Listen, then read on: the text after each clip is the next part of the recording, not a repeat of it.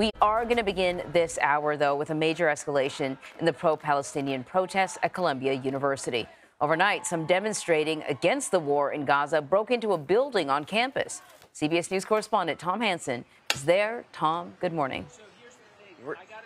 Hey there, Anne-Marie. Well, it's been a dramatic scene overnight. Protests at Columbia University continued well into the night after the school began suspending protesting students refusing to leave the encampment. But those demonstrations escalated into an outright occupation of this campus building just behind me. Social media footage shows dozens of masked protesters using hammers to break into and overtake Hamilton Hall, an academic building at Columbia University, just before 1 a.m.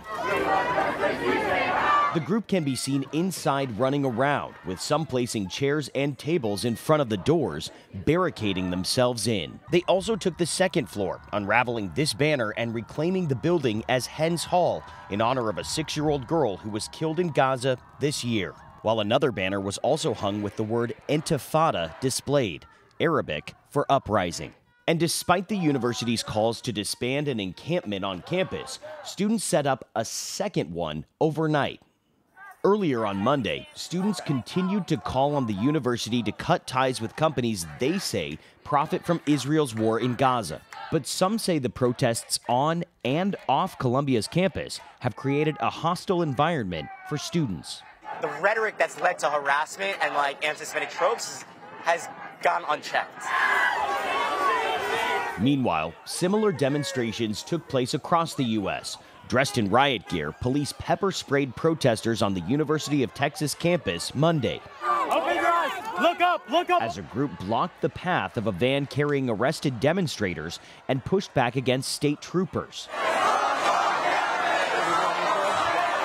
The violence marks the second time in days that police have broken up protests on the Austin campus, detaining dozens of people as the state's governor vowed no encampments will be allowed. And school officials say those tents need to be cleared out to prepare for graduation ceremonies on May 15th. The students we spoke to, though, say they have no plans to move until their demands are met or until they are physically removed. So still a tense situation here, Anne-Marie. So speaking of that tense situation, what are things like there now? Is there a police presence in the area?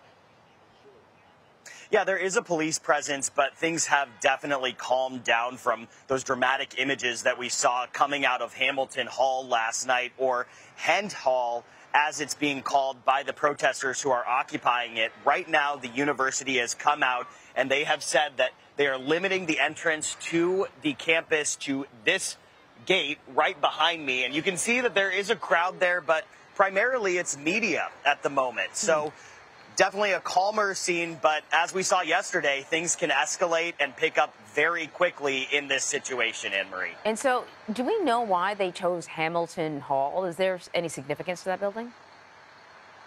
Yeah, you know, I wondered the same thing. It turns out that Hamilton Hall has a rich history of being a place where students have protested in the past, dating all the way back to the Vietnam War in 1968.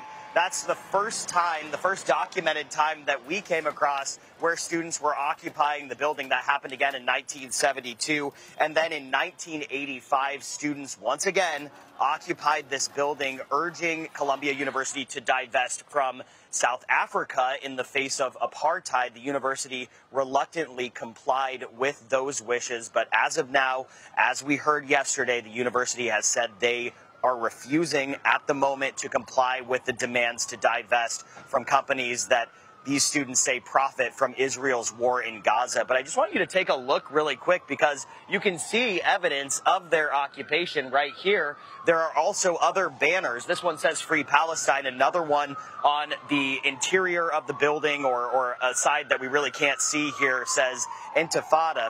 So there are signs that the students are there, and as far as we know, they are still hunkering down inside. Anne-Marie? All right, Tom, thank you very much.